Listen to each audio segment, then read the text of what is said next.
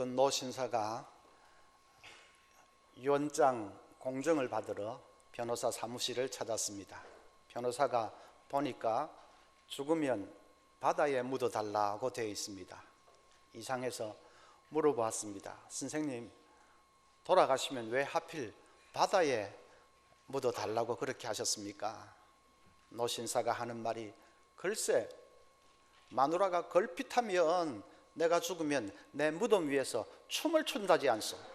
어디 바다 위에서 춤을 한번 춰봐라지, 이 망할 놈의 옆에. 그렇게 날마다 싸우면서 사는 전투형 부부가 있습니다. 그런가 하면 체념형도 있습니다. 어떤 목사님이 이 가정생활에 대해서 강의를 하다가 다시 태어나도 지금 배우자와 그대로 결혼하고 싶은 마음 있는 사람 손 들어 보십시오 했습니다. 아무도 손을 안 드는데 할머니 한 분만 손을 듭니다. 그래서 목사님이, 아이고, 할머니는 남편을 엄청 사랑하시는 모양이지요 했습니다. 할머니 대답이, 그놈이 다 그놈이요. 그런 체념형도 있습니다. 오늘 예수님은 결혼이라는 것은 그런 것이 아니고 남녀가 결합해서 한 몸을 이루는 것이라고 말씀하십니다. 8절에 그 둘이 한 몸이 될지니라, 이러한즉 이제 둘이 아니요 한 몸이니 했습니다. 여기 한 몸이라고 할 때에 이 한이라는 단어는 하나님이 한 하나님이시다 라고 할 때에 그 한과 같은 단어입니다. 하나님은 성부, 성자, 성령 삼위가 계시지만은 그 삼위는 뗄 수 없이 밀접하게 연합되어 있는, 그래서 하나님은 한 분 하나님이시지 않습니까? 그 한이라는 똑같은 단어를 사용해서 부부도 바로 한 몸이다, 또 한 몸을 이루어야 된다고 말씀하십니다. 그렇게 한 몸을 이룰 때에 인생은 가장 행복해질 수 있다고 말씀하십니다. 그러면 그 정도로 한 몸을 이루는 것이 과연 가능할까? 그게 숙제이지요. 이 시간에 한번 생각을 해보십시다. 한 몸을 이루라고 했는데 또 그러기만 하면 가장 행복한 삶을 살 수 있다고 하셨는데 과연 어떻게 한 몸을 이룰 수 있는 것인가? 먼저 부모를 떠나야 합니다. 7절에 이러므로 사람이 그 부모를 떠나서 했습니다. 부모를 떠나는 것이 쉽지 않습니다. 수십 년을 오로지 부모의 관심과 돌봄 속에서 자랐는데 결혼했다고 하루아침에 부모를 떠나는 것이 쉽지는 않습니다. 그래도 떠나야 합니다. 부모를 떠나지 못하기 때문에 가정생활에 문제가 생기는 그런 가정들이 많습니다. 남편이 마음에 안 들 때마다, 말끝마다, 우리 엄마는 안 이랬는데, 우리 엄마는 김치를 이렇게 안 담궜는데, 우리 엄마는 밥을 이렇게 질게 안 했는데, 늘 우리 엄마는 하면 아내가 어떻게 견디겠습니까? 그래, 당신 엄마하고 살아, 그러지 않겠습니까? 부부 싸움을 하기만 하면 픽 친정으로 가버리고, 그러면 남편이 뭐가 기분이 좋겠습니까? 그냥 거기서 영원히 살아라, 그러지 않겠습니까? 죽이 되든 밥이 되든 이제는 부부가 함께 인생의 길을 헤쳐나가야 합니다. 부부가 서로 의논해 가면서 맞추어 가면서 살아야 합니다. 그걸 못하고 조금만 어려우면 계속 부모를 의존하려고 하면 그 결혼 생활은 시작부터가 온전해질 수가 없습니다. 그러니까 부모를 떠나라는 말은 거리적으로 꼭 떠나야 된다, 그런 뜻이 아니지요. 아무리 멀리 떨어져 있어도 부모를 의존하려면 얼마든지 의존하지 않습니까? 그러니까 이 말은 꼭 멀리 거리적으로 떨어져서 살아야 된다, 그 말이 아니고 정신적으로 부모에게서 독립할 수 있어야 된다는 말입니다. 부모도 자녀의 삶에 간섭하려고 하면 안 됩니다. 어떤 젊은 부인이 카운슬러를 찾아와서 하소연을 합니다. 시어머니가 자꾸 자기 아이에게 젖을 물린다는 것입니다. 할머니가 손자에게 젖을 물린다는 것입니다. 손자가 얼마나 좋으면 저렇게 할까 싶으니까 어머니 하지 마세요. 말도 못하겠고, 그런다고 또 계속 그러도록 둘 수도 없고, 어떻게 했으면 좋을지 모르겠다고 하소연을 합니다. 카운슬러가 잠깐 생각하더니, 그러면 맛으로 승부하세요. 자신감을 가지고 맛으로 승부하세요. 아무리 부모라도 지킬 선은 지켜야지요. 자녀가 이미 결혼해서 나갔으면 자신들이 자신들의 삶을 살아갈 수 있도록 그렇게 놓아주어야 합니다. 어느 아빠가 딸이 결혼하는 날 아침에 딸에게 이렇게 말했습니다. 얘야, 너는 이제 결혼하면 너의 가정이 생기게 된다. 그러나 이 집은 언제든지 너에게 열려있고 언제든지 너를 환영할 거다. 단지 한 가지 조건이 있다. 이 집에 올 때는 언제든지 네 남편과 같이 와야 된다. 얼마나 지혜롭고 분명한 말입니까? 너는 이제 결혼하면 부모를 떠나서 남편과 한 몸을 이루는 것이라는 것을 아주 분명하게 선을 그어주는 것입니다. 그래야 합니다. 가정사역을 하는 레리 모어가 자기 아들 결혼시킨 얘기를 이렇게 했습니다. 아들이 결혼하는 날 전날 밤에 양가와 가까운 친척들이 모여서 식사를 했습니다. 그 자리에서 자기가 아들이 아기였을 때부터 장차 아들이 복된 가정을 이루도록 아들과 훗날의 예비 신부를 위해서 기도했다는 얘기를 했습니다. 쭉 기도해 왔다는 그런 얘기를 하고 나서 이제 아들을 향해서 선언합니다. 더 이상 이 엄마가 너를 돌봐줄 너의 여인이 아니라는 것을, 이제 그 몫은 신부인 제니퍼의 몫이라는 것을 분명히 선언했습니다. 그리고 제니퍼를 향해서는 앞치마 주머니에서 가위를 꺼내서 앞치마 끈을 잘랐습니다. 그 끈을 예비 신부 제니퍼에게 건네주면서 이렇게 말했습니다. 제니퍼, 이제 이 앞치마 끈을 네게 주는 것 같이 나는 이제 내 아들을 네게 준다. 그 모습을 보면서 참석에 있던 모든 사람들이 그냥 감동의 눈물을 흘렸다고 합니다. 그렇게 떠나보내줄 수 있어야 합니다. 뭐 이런 의식까지 하면서 하면 더 분명하지요.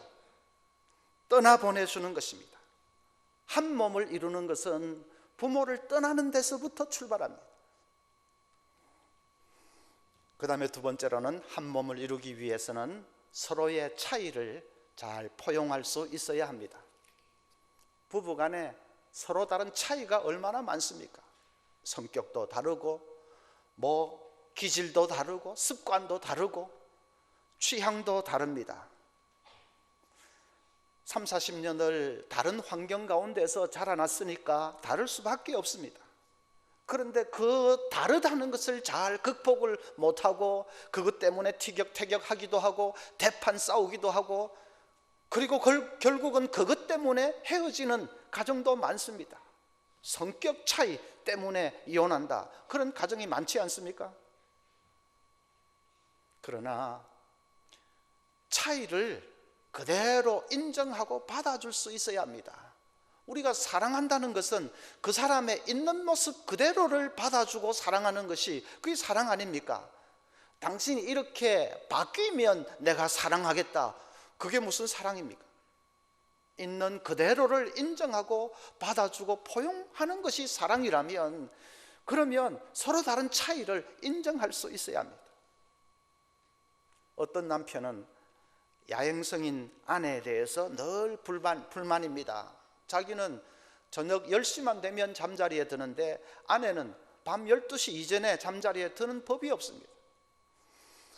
그런 아내에게 늦게 자고 늦게 일어나는 게으름뱅이라고 야단을 쳐보기도 했지만, 그럴수록 아내는 내 체질이 그런 걸 어떻게 하느냐고 오히려 대어듭니다. 그래서 그것 때문에 늘 갈등이 되었습니다. 그러다가 이 남편이 자기가 아내의 야행성을 왜 그렇게 싫어하는지를 한번 곰곰이 자기를 돌아보았습니다. 그러니까 깨달은 것이 자기 혼자 안방으로 들어가면서 아내에게 버림받고 있다는 느낌을 자기가 자꾸 가진다는 것을 알게 되었습니다. 저 여자는 나에게 대해서 관심이 없어, 그런 섭섭함이 있었고, 그리고 또 부부 관계를 잘 하지 못하는 욕구 불만이 쌓여 있었습니다. 그렇구나 하는 것을 깨닫고 이 남편이 한 번은 용기를 내서 자기가 받는 느낌을 아내에게 솔직하게 얘기를 했습니다. 아내가 놀랐지요. 아내는 그냥 자기 늦게 자는 그 버릇대로만 했을 뿐인데 그것 때문에 남편이 저렇게 섭섭해하고 욕구 불만이 쌓이는 줄은 전혀 몰랐던 것입니다. 그래서 당신을 무시해서가 아니고 내가 그냥 늦게 자는 버릇이 있어서 그랬을 뿐이라고 진심으로 사과를 했습니다. 그렇게 잘못했다고 서로 사과하는데 뭐 부부 관계가 별거 있습니까? 그냥 마음이 풀어지는 것이지요. 그리고 두 사람이 머리를 맞대고 의논을 했습니다. 그래서 가능하면 앞으로는 자는 시간을 서로 맞춰 보도록 노력을 하기로 하고, 그래도 혹시 잘 안 되면 부부 관계는 다른 식으로 그렇게 자주 가지기로 의견을 나누었습니다.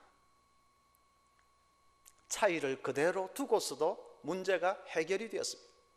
남편은 아침형으로 그대로 있고 아내는 야행성으로 그대로 있으면서도 둘 사이에 불만이 해소되었고, 그리고 서로 사랑받고 있다는 느낌도 회복했습니다.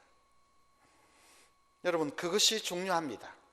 차이 자체를 뜯어 고치려고 하지 마십시오. 뭐 살다 보니까 서로 다른 차이들이 저절로 뭐 고쳐져서 평준화가 되었다, 그러면 좋지요. 그런데 어떤 성격의 차이나 기질의 차이는 잘 고쳐지지 않는 것이 있습니다. 40년씩 50년씩 묵은 습관이 하루아침에 잘 고쳐지겠습니까? 그럴 때는 그것을 억지로 내 식으로 뜯어 맞추려고 하지 마십시오. 대신에 그 차이가 왜 나에게 문제가 되는지, 왜 나에게 불편한 감정을 일으키는지 그 근본 원인을 찾아내는 것이 중요합니다. 그래서 그것을 가지고 부부간에 솔직하게 대화하는 것이 중요합니다. 그래서 다른 방식으로 문제를 해소할 수만 있으면 되는 것입니다. 서로 다른 차이 때문에 삶이 더 재미있고 풍성해질 때도 있습니다.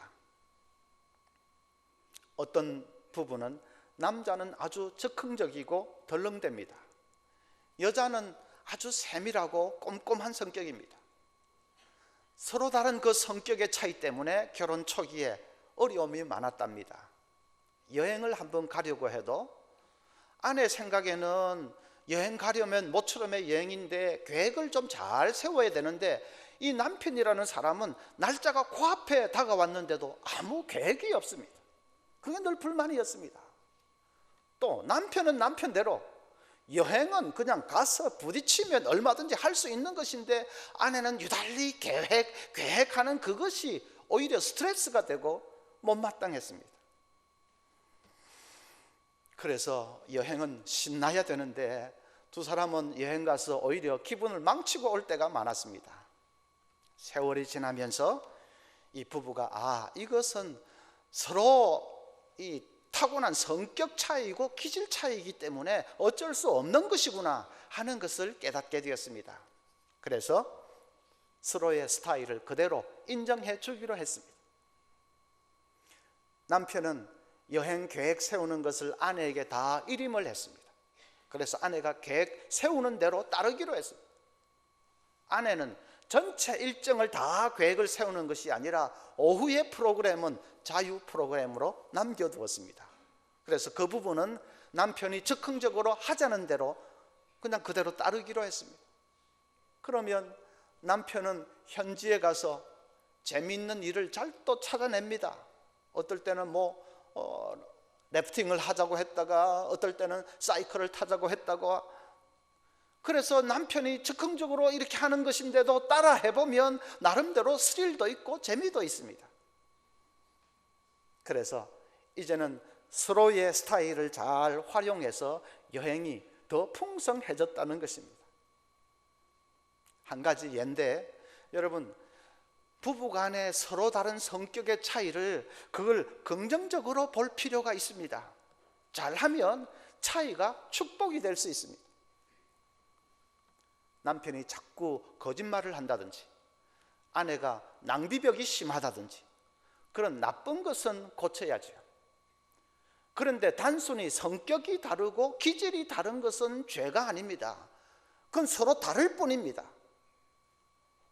그래서 그것을 오히려 긍정적으로 보면서 서로를 잘 보완하면 차이가 복이 될 수 있습니다. 손을 맞잡을 때 손가락끼리 이렇게 닿으면 이거는 뭐 금방 뗄 수 있습니다. 그러나 손가락과 고리 깍지를 끼면 이건 잘 떨어지지 않습니다. 서로 다른 것끼리 깍지를 꽉 끼면 이건 뭐 엄청난 막강한 힘을 발휘하죠.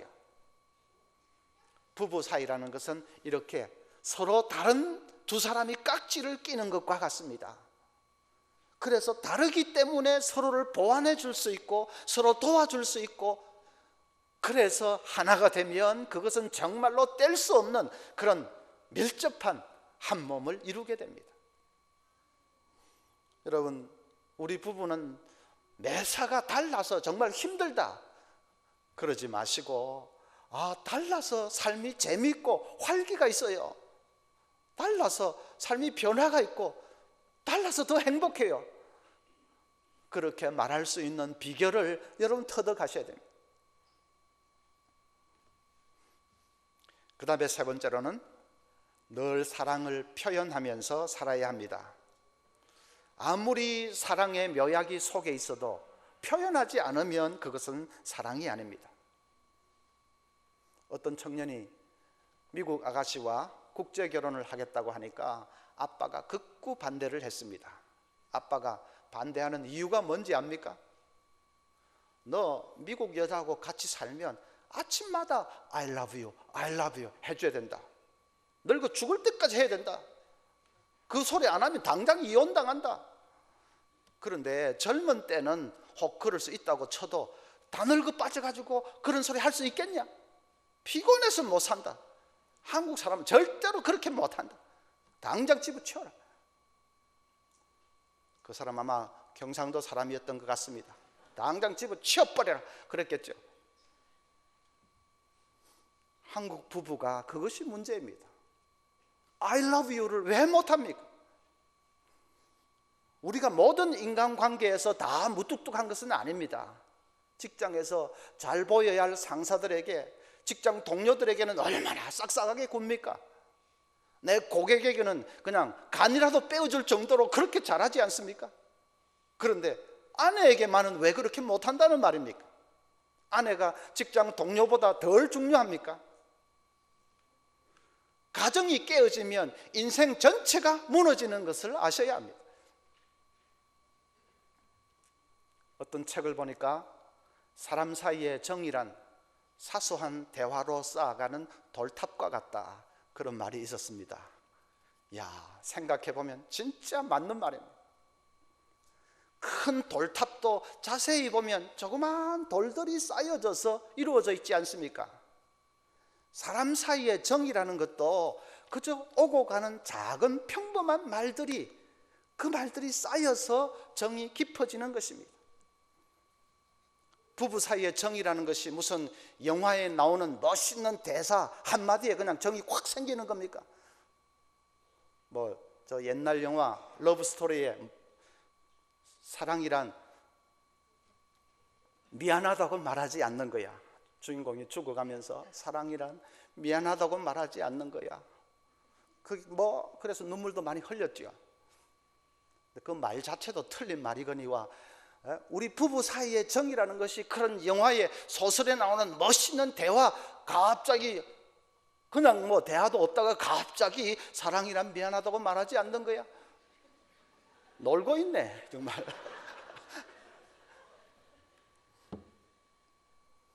그런 게 아니고 그냥 평범한 작은 말들, 사랑을 담은 작은 말들 속에서 정이 소록소록 쌓여가는 것입니다. 여보 고마워. 오늘 당신 보고 싶었어. 같이 있으니까 기분 좋네. 행복하네. 그런 작은 말들 가운데 사랑의 돌탑이 쌓여져 가는 것입니다. 마음을 담은 말들을 많이 나누십시오. 오늘 어떻게 지냈어? 그럭저럭. 컨디션은 어때? 뭐 그럭저럭. 늘 그럭저럭 하는 것은 그건 마음을 담은 대화가 아닙니다. 그냥 표피만 건드리는 대화입니다. 또 어떤 사람은 늘 정보만을 교환합니다. 당신 오늘까지 관리비 내는 거 잊으면 안 돼. 그래 알았어요. 부부간의 대화라는 것이 늘 무슨 아이들에 관한 정보, 또 이 생활에 관한 정보만 나눕니다. 그것도 아니고 마음을 담은 대화를 나누어야 합니다. 내 속 깊은 곳에 있는 그런 느낌, 나의 감정, 내 마음의 상태, 그런 것을 그냥 있는 대로 진솔하게 나누는 것입니다. 별것 아닌 그런 것들이 쌓여서 부부간의 정이 깊어지고 정말 뗄 수 없는 하나로 그렇게 엮어지는 것이죠. 어떤 부부가 결혼 25주년 맞아서 3주간의 일정을 잡고 해외여행을 갔습니다. 그때만 해도 해외여행이 흔하지 않은 때라 다들 부러워했습니다. 이제 여행 마치고 돌아오는 날, 자녀들이 흐뭇한 마음으로 공항까지 부모님을 이제 마중을 나갔습니다. 그런데 이 출국장을 빠져나오는 부모님 모습을 보면서 자녀들이 깜짝 놀랐습니다. 두 분이 마치 남남처럼 따로 떨어져서 나오는 것입니다.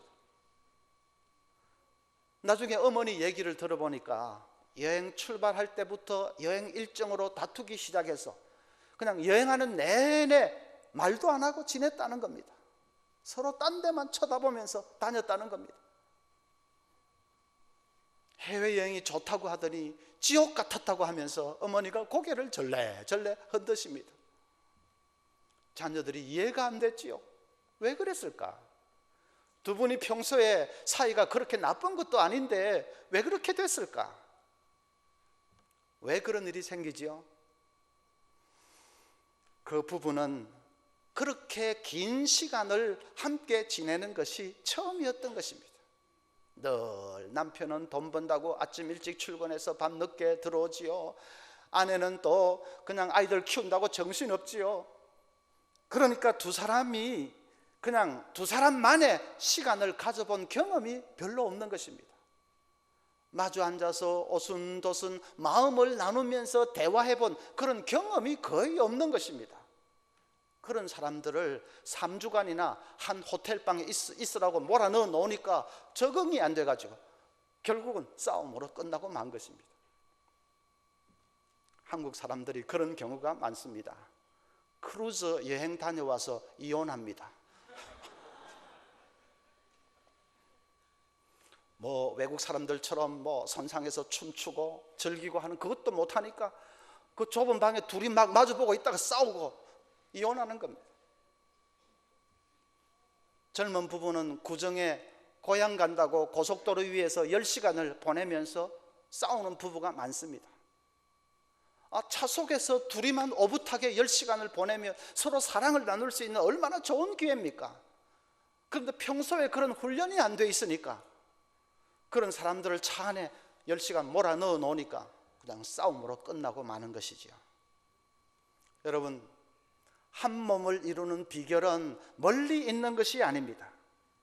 평소에 작은 말이라도 사랑을 표현하십시오. 고마워, 보고 싶었어, 당신 참 멋있다, 보기 좋아. 별것 아닌 말이라도 마음을 담아서 표현하는 것입니다. 서로 격려하고 또 세워주는 것입니다. 어떤 책 제목을 보니까 아침 키스가 연봉을 높인다. 제목이 정말로 아주 그냥 마음에 콱 와닿습니다. 출근하는 남편에게 힘내라고 뽀뽀 한번 해주면 그 남편은 하루 종일토록 피곤을 모르고 일을 한다는 것입니다.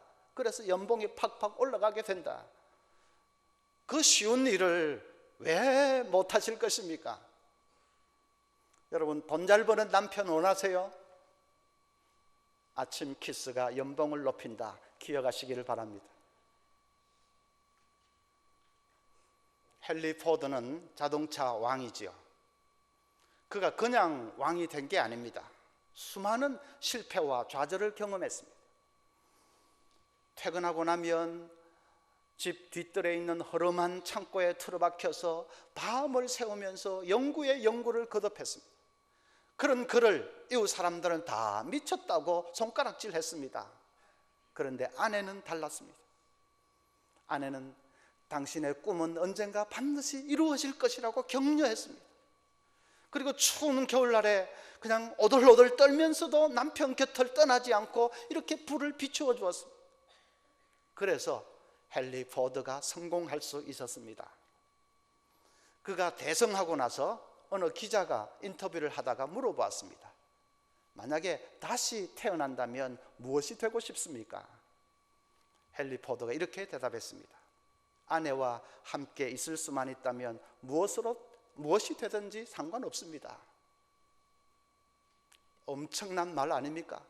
아내와 같이 있을 수만 있다면 무엇이 되든지 아무 상관없습니다. 그놈이야 하고는 완전히 차원이 다르지 않습니까? 그런 부부는 얼마나 행복했을까? 여러분, 우리도 그럴 수 있습니다. 오늘 말씀 여러분 들으신 대로 한번 실천해 보십시오. 그렇게 될 수 있습니다. 한 몸을 이루라고 하는 이 말씀 우리가 기억하면서 한 몸의 이상을 잘 이루어서 여러분 복된 가정을 이루시기를 주님의 이름으로 축원합니다.